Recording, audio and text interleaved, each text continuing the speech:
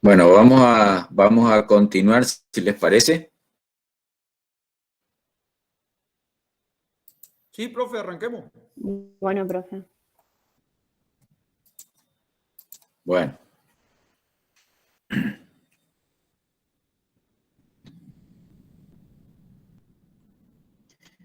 Les comento lo siguiente. Nosotros hacemos pie en el desarrollo de nuestra materia en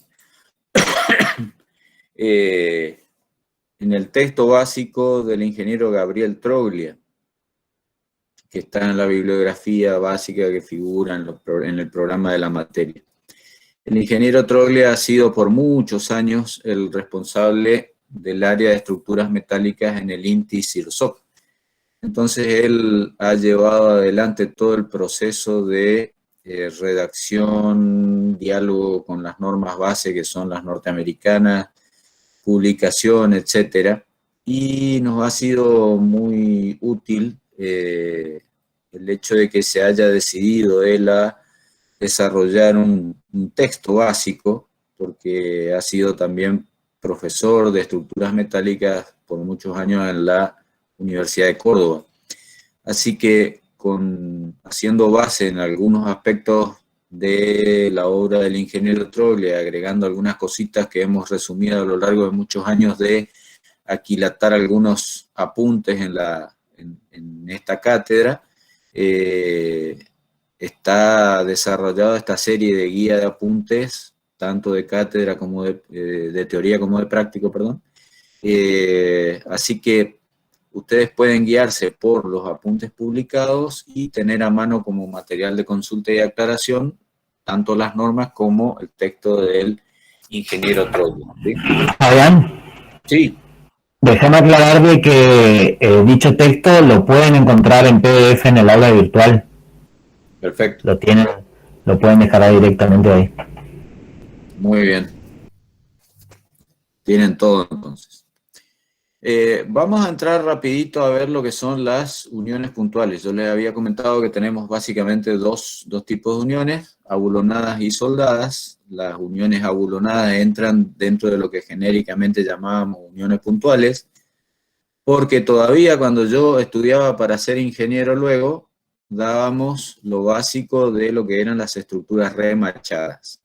Como ya los remaches no se usan más, vamos directamente a las uniones abulonadas, y por lo tanto las uniones puntuales prácticamente se refieren a las uniones con bulones. Hay una serie de cuestiones que definen las uniones abulonadas. Algunas son definiciones de uniones en general que les corresponden también a las uniones soldadas, que están tratadas en el capítulo J, repito.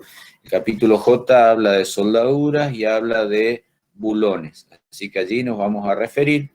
Entre esas cosas generales, la normativa les plantea a ustedes, o nos plantea a todos los ingenieros en el momento de abordar el diseño de estructuras, que cuando se habla de uniones, no se está hablando solamente de el elemento de unión, ¿sí? Ese es uno de los elementos que conforman las uniones. ¿Qué otros elementos conforman lo que las normas comprenden como uniones?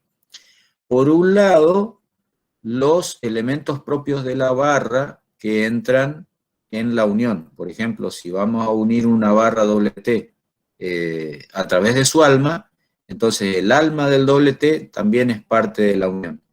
¿Y qué más vamos a necesitar? Como veíamos en una de las fotos, esa placa rectangular que hacía de intermedio como para poder unirlo a la columna, a la viga que vimos en la foto. Eso es un elemento auxiliar, o sea, que en la unión van a intervenir el elemento unido de la barra, los elementos auxiliares y los elementos de unión propiamente dichos, ¿sí? Entonces, dicho esto, vamos a entrar a lo que son las uniones abulonadas.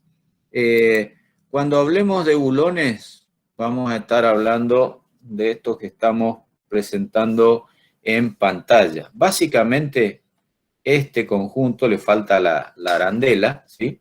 Es lo que se denomina bulón. En la jerga general se le llama bulón al elemento individual que sería el tornillo. El bulón está conformado entonces por el tornillo, la tuerca y básicamente una arandela que mejora la situación de ajuste. Pero es indistinto, ya vamos a mencionar tornillo como bulón, va a ser una cosa de todos los momentos. Entonces, cuando comencemos a ver, o al comenzar a ver tipos de uniones, vamos a ver básicamente para uniones abulonadas, dos tipos de bulones que intervienen en nuestros diseños estructurales. Por un lado vamos a tener bulones comunes, y que se denominan calibrados porque tienen una buena condición de terminación, y bulones de alta resistencia. Los bulones comunes calibrados se fabrican con aceros comunes. Acuérdense que habíamos visto un dibujito al comienzo del acero A36 o el acero F24, o sea, estamos en presencia de los aceros normales con los que se fabrican las barras que vamos a utilizar como elementos estructurales. Por lo tanto, fíjense que tenemos tensiones de fluencia relativamente bajos, 235, y de rotura 370, que le corresponderían, como habíamos mencionado, a este acero F24. Van a ver la denominación en el reglamento, tanto que incluye la determinación de las normas norteamericanas como la CIRAM, bajo la denominación A307, ¿sí? Eso se van a ir familiarizando con el uso de las tablas. Entonces, cuando digamos A307, va a ser F24 o el de la norma norteamericana correspondiente. Los bulones de alta resistencia son, como su nombre lo indica, aceros de mucha mayor resistencia que los que se usan para la fabricación de los bulones anteriores. Ahora, la determinación o la clasificación básica para obtener de alta resistencia va a ser o usamos aleaciones especiales o usamos tratamientos térmicos, ¿sí?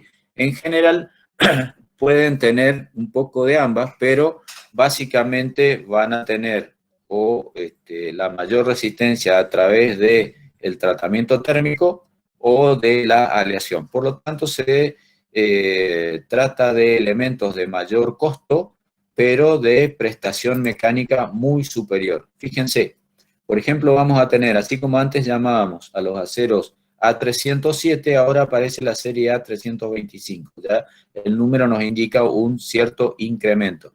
Fíjense que estamos hablando de tensiones de fluencia del orden de 650 megapascales y tensiones de rotura de 825 megapascales. Eso para la denominación A325. Una denominación equivalente en normas internacionales está dada por las normas ISO, ¿sí? Cuando se trata de un bulón que las normas ISO internacionales definen como 8.8, ¿sí? Se trata de un acero para bulones que tiene 640 megapascales en fluencia y 800 en rotura, comparando similares a los anteriores. No sé si alguien está queriendo hacer una pregunta. Bueno, seguimos entonces. Quiero simplemente mencionarles la forma en la cual se arma esta denominación 8.8. Si quieren, hasta podríamos decir anecdótica, pero si después no se acuerdan, me lo vuelven a preguntar. El primer dígito está asociado a la rotura. El 8 coincide con el 8 del 800. El segundo dígito se pone de tal manera, está separado por un punto, ¿sí? Se pone de tal manera que al multiplicar 8 por 8 me da 64 y responde a la de fluencia. O sea, el primer dígito indica rotura, el producto de ambos indica la fluencia. Si vamos a otro tipo de acero un poco superior en resistencia, por ejemplo, la norma ISO, que ahora define al bulón como 10.9, va a tener en rotura 1000 megapascales, 1040, y en fluencia 9 por 10 va a ser 900, que es la tensión de fluencia. Esa es la forma de definir a estos tipos de bulones, ¿sí? Entonces se darán cuenta que son bulones de mucha mayor resistencia que los comunes calibrados. Este tipo de bulones se utiliza en estructuras sencillas, los comunes calibrados, y con cargas estáticas. Todas las otras uniones se trabajan normalmente con bulones de alta resistencia, ¿sí? Bien, cuando ustedes toman un elemento como el que habíamos mostrado acá en la figura y empiezan a ajustar la tuerca, ¿sí? Llegará un momento que si están apretando, fíjense que, para un cachito acá nomás, está estampado en la cabeza del tornillo la clasificación. En este caso es ISO 8.8. En este caso no se alcanza a ver con claridad, pero bueno, está estampada en la cabeza. Bueno, lo que les decía es lo siguiente. Si ustedes aprietan la tuerca, ¿sí? Lo que hacen es apretar los elementos que van a unir unos contra otros. ¿A través de qué? A través del estiramiento del vástago del tornillo, ¿sí? Al mismo tiempo que ustedes aprietan las placas o planchas o elementos auxiliares que intervienen en la unión, eso se logra por estiramiento del vástago del tornillo. Por lo tanto, ustedes van a tener básicamente tres tipos de uniones cuando presentadas dos piezas perforadas e introduzcan un tornillo en el medio y lo ajusten con la tuerca y la arandela, van a tener tres situaciones o tres tipos de uniones. La primera unión se denomina con ajuste sin juego y quiere decir el tipo de ajuste que no tiene movimiento de las partes, que no hay juego en las partes, pero que se da con el esfuerzo máximo manual de un operario trabajando con una llave común, una llave manual, o con una llave de impacto, que son las calibradas neumáticas que habrán visto mucho en los talleres que trabajan en tren delantero, alineado, etcétera, o se ve mucho ahora que a los que les gusta mirar las carreras, ¿sí? Son llaves de impacto que ni bien salta el primer golpe del embrague al que estén calibrados, se deja de ajustar. Entonces esa es una unión con ajuste sin juego. De ahí se puede pasar a una unión pretensada. ¿Eso qué significa?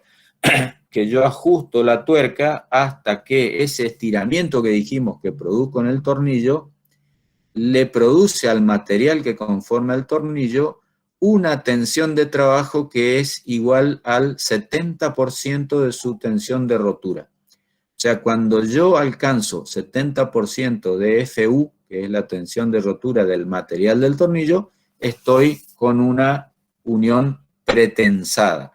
Y finalmente una unión de deslizamiento crítico, que es la unión pretensada a la cual le he agregado el trabajo de mejorar la superficie de las partes que van a ser unidas. O sea, tengo que hacer un tratamiento superficial y por eso llego a una unión de deslizamiento crítico que se llama así justamente porque al tener una gran tensión de tracción sobre el tornillo, se transforma en una gran tensión de compresión entre las partes vinculadas, que además, al tener tratamiento superficial, significa que tengo un elevado rozamiento entre ellas y por lo tanto esas uniones no deslizan. ¿A qué me refiero con que no deslizan? Cuando ustedes perforan un agujero para alojar un tornillo, todas las normas aceptan que el diámetro de perforación es aproximadamente entre 1 y 2 milímetros superior al diámetro del bulón que van a utilizar. Eso es lógico porque debo poder colocar el tornillo con cierta comodidad. Hay que tener en cuenta el hecho de que tengo que hacer el montaje, muchas veces en altura, y que además al colocar una pieza con la otra puede haber ciertos problemas de falta de exactitud pequeño, por lo tanto tengo que dar algún tipo de juego como para que yo pueda lograr en forma normal introducir los tornillos en los orificios. Por lo tanto, si ustedes van a empalmar dos pedazos de un tensor a través de ponerlo uno arriba del otro, perforarlo y en esa perforación introducir un tornillo, ¿de qué manera va a trabajar ese tensor?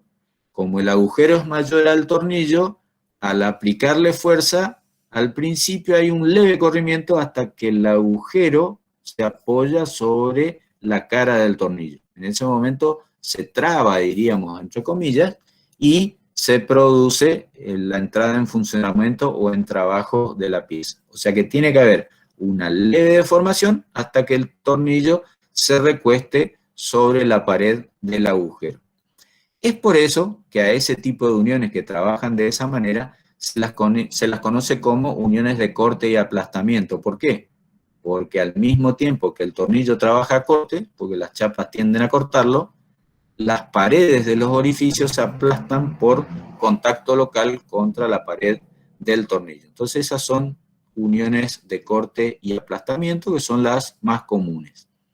Cuando yo tengo un tornillo de alta resistencia con una unión que ha sido verificada a ser pretensada, o sea que el ajuste me lleva la tensión como mínimo al 70% de su rotura, y además he podido trabajar las superficies, entonces en ese caso estoy en una unión de deslizamiento crítico porque la voy a diseñar de tal manera que la carga que tome cada uno de esos bulones va a ser absorbida por rozamiento y no va a haber desplazamiento.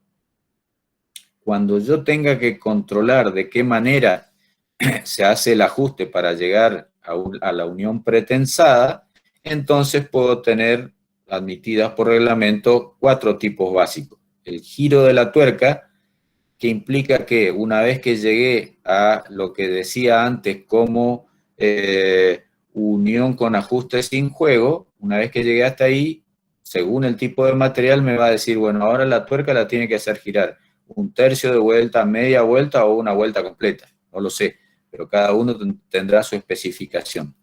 Otra es tener una llave calibrada, ¿sí? Esas llaves calibradas lo que hacen es, por ejemplo, esta llave tiene acá el elemento como para ajustar a través de tubos en la cabeza del tornillo. Cuando yo giro el mango para ajustar hacia la derecha, tiene una aguja o fiel que se mantiene en la posición sin deformar. La barra tiene una determinada rigidez que está traducida en la escala. Entonces, yo debo llevar a un desplazamiento de la aguja que me va a indicar cuál es el nivel de ajuste necesario. Hay otras de esas barras que se fabrican con tecnología digital. Estos dibujos que aparecen acá, solo para que se comprenda de qué estamos hablando, tienen la forma necesaria básicamente para trabajar en la industria automotriz, son más pesadas para el caso de estructuras, ¿sí? La otra forma que vamos a utilizar para medirlo es a través de arandelas con protuberancias. Estas arandelas tienen unas protuberancias, fíjense que cuando están nuevas tienen una deformación al 0%, y en la medida que yo voy apretando, esas protuberancias se van haciendo cada vez más chicas, de tal manera que está diseñado que la luz que queda, medida por la protuberancia, me va a indicar el grado de ajuste. O sea, son elementos que yo puedo utilizar. Finalmente también hay un bulón calibrado, es un mecanismo especial en la cual con un manguito yo ajusto y cuando llego a la tensión, ese bulón calibrado tiene una rebaja en la superficie de su vástago de tal manera que falla y se rompe. Cuando se corta es porque el vástago ha sido estirado al 70% de su tensión de rotura. Bien, nosotros vamos a trabajar básicamente agujeros de lo que llamamos normales, que es lo que le comentaba. ¿Sí? ¿Les puedo hacer una consulta sobre el Diga. tema de las arandelas? ¿Cómo yo decido si lleva o no, o arandela a presión? En estructuras mucho no se usan, ¿eh? Es más construcción mecánica la arandela de presión. Lo que dice su compañero es lo que llaman arandelas Grove u otros tipos, que son, la arandela de presión va en conjunto con la arandela plana. Una arandela de presión es un elemento auxiliar que necesita recibir cierto esfuerzo para que se ajuste. Y como es un elemento de alta elasticidad, queda haciendo presión inversa, o sea, es algo que garantiza que el apriete se mantenga a lo largo del tiempo. Vos decidís si la vas a usar. Normalmente no es de lo más requerido. Si es muy crítico el caso de evitar el aflojamiento, es más eficiente utilizar lo que se llama doble tuerca. No sé si habrán visto alguna vez ajustar un tornillo con dos tuercas. Lo que se hace es ajustar la primera tuerca hasta que dé el apriete que requiera, y después yo vengo ajustando la segunda tuerca hasta la tuerca original, le pongo una llave a la primera tuerca para sostenerla y que no gire, y con una llave distinta hago el apriete sobre la segunda tuerca. Entonces, de esa manera hay un estiramiento local del vástago que hace casi imposible que se afloje. Y la otra forma, que es una de las más usadas en todo montaje, es ponerle a la tuerca un punto de soldadura, cuando uno quiere finalmente definir una unión que no se vaya a aflojar o desenroscar bajo ningún punto de vista. Repito que esto es un punto de soldadura bien soldado para impedir el giro de la tuerca, pero que con una amoladora de mano se elimina o se corta rápidamente sin dañar mayormente la tuerca, y se puede aflojar después la unión. Esos serían los métodos que se utilizan en los montajes. Listo. Gracias. Bien, perfecto. Les decía acerca de los agujeros, que nosotros vamos a usar básicamente lo que llamamos agujeros normales. Hay una tabla en el reglamento que les va a decir para cada diámetro de bulón qué diámetro tienen que perforar para ser considerado un agujero normal. Ese es básicamente lo que vamos a trabajar nosotros. Después el reglamento contempla lo que se llaman agujeros holgados, o sea, taladrar con un diámetro un poco mayor para facilitar el montaje, y en la misma línea de obtener facilidades de montaje, poder usar en determinados puntos lo que se denominan agujeros ovalados. Esos agujeros ovalados me dan la posibilidad de hacer cierto juego en una dirección, y según el tamaño del agujero se van a denominar ovalados cortos u ovalados largos, ¿sí? Esas son las posibilidades. Respecto de la distribución de los bulones en una unión, cuando analicemos un alineamiento, las distancias de los bulones se van a medir de centro a centro. Está estipulado que la distancia mínima sea 3 diámetros, y si tenemos agujeros ovalados, la separación se establece entre los orificios ideales, que implicarían 2 agujeros normales en la posición más cercana del alineamiento. También tendremos que respetar distancias al borde. O sea, fíjense que si este fuera el extremo de la pieza, la distancia desde el centro hasta el borde también debe cumplir una distancia mínima, que va a variar un poco en función de cómo se fabricó el corte, si fue por cizallamiento, si fue por corte por soplete, etcétera, etcétera. También hay que verificar una serie de distancias máximas entre agujeros, que no están vinculadas estrictamente a un funcionamiento estructural, sino más bien a no tener demasiado separados los bulones, como para que se restrinja la posibilidad de alabeos o deformaciones entre dos bulones sucesivos. Cualquier deformación que haya entre las piezas implica una luz donde se va a meter el aire o la humedad directamente y puede ser un punto de principio de corrosión. Eso es lo que se intenta evitar, ¿sí? Respecto del proyecto de la unión, cuando ustedes tengan una barra que debe ser unida en su extremo, esa barra es un tensor y tiene una determinada carga, ustedes van a satisfacer la carga o el requisito, la resistencia requerida a través de una cantidad N de bulones. Ahora bien, si yo tomo bulones delgados de poco diámetro, ese número N va a ser mayor que si tomo bulones de gran diámetro. Entonces tengo dos incógnitas. En general, lo que se hace es adoptar una de las incógnitas, por ejemplo, decido trabajar con bulones de tal diámetro y calculo cuántos bulones necesito, una vez que defino cuánto resiste cada uno. De la otra manera, con algún tipo de fórmula empírica como esta, que define el diámetro recomendado, yo adopto el diámetro del bulón y calculo el número. Bueno, eso es lo que les decía recién. La otra forma es decir, yo quiero una unión con n bulones, por ejemplo, 4 bulones para obtener una distribución con ejes de simetría, etcétera, etcétera, se acomoda bien a mi proyecto, y bueno, entonces la carga que solicita la unión dividido 4 me da una resistencia que tendré que satisfacer buscando el diámetro del bulón. Esta formulita que les pongo acá es una recomendación, no es un valor normado, pero es una recomendación de la práctica, ¿sí? Acá esto pasamos de largo, es simplemente ver qué sucede en la realidad y qué distribución uniforme nosotros adoptamos como hipótesis de cálculo, ¿sí? Para terminar y que después ustedes queden con la materia que sigue, tengan un breve recreo, lo que vamos a hablar es simplemente el primer paso de la distribución de esfuerzos en la unión y vamos a considerar un alineamiento de bulones en el caso del empalme en un tensor, ¿sí? Solamente para verificar de qué manera trabajan.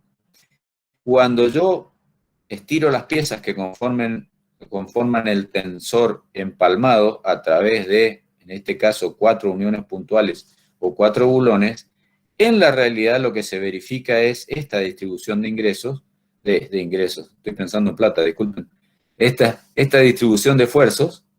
Esfuerzos hay mucho, ingresos hay poco, así que vamos a quedarnos nomás con los esfuerzos. Esta distribución de esfuerzos nos muestra que los bulones extremos son los que se sobrecargan y hacia el centro se produce una disminución.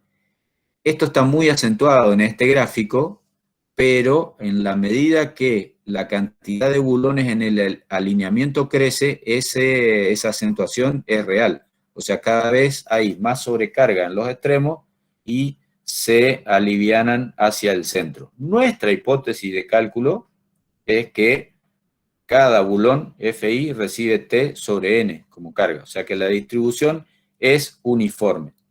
Esta distribución uniforme está avalada por lo siguiente: como vimos que el material acero es un elemento dúctil, cuando el bulón que se sobrecarga alcanza la tensión de fluencia, ya no va a tomar más carga, puede seguir acompañando la deformación, pero empieza a trasladar la carga hacia el interior.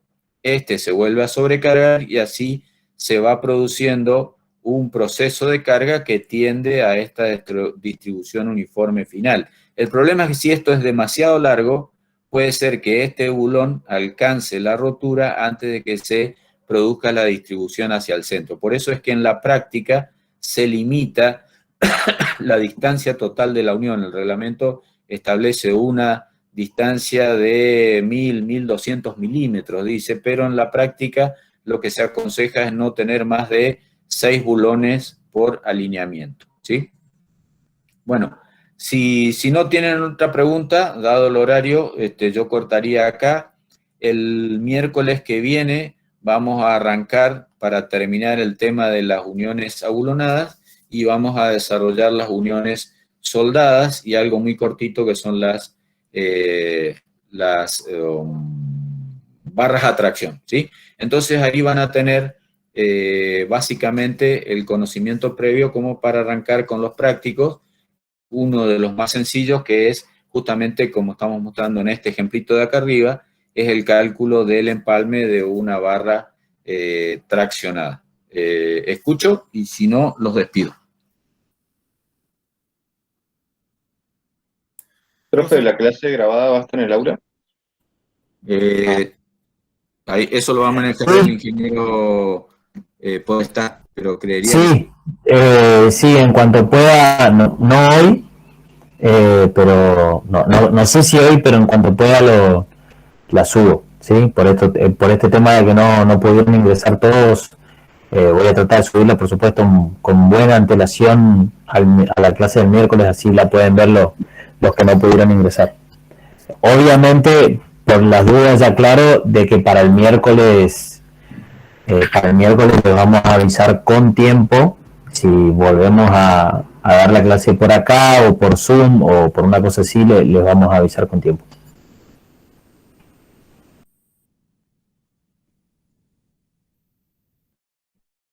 Gracias, profe. Bueno, buenas tardes entonces a todos. Nos vemos el miércoles. Hasta luego, profe. Chao, gracias. Hasta luego. Gracias. Hasta luego.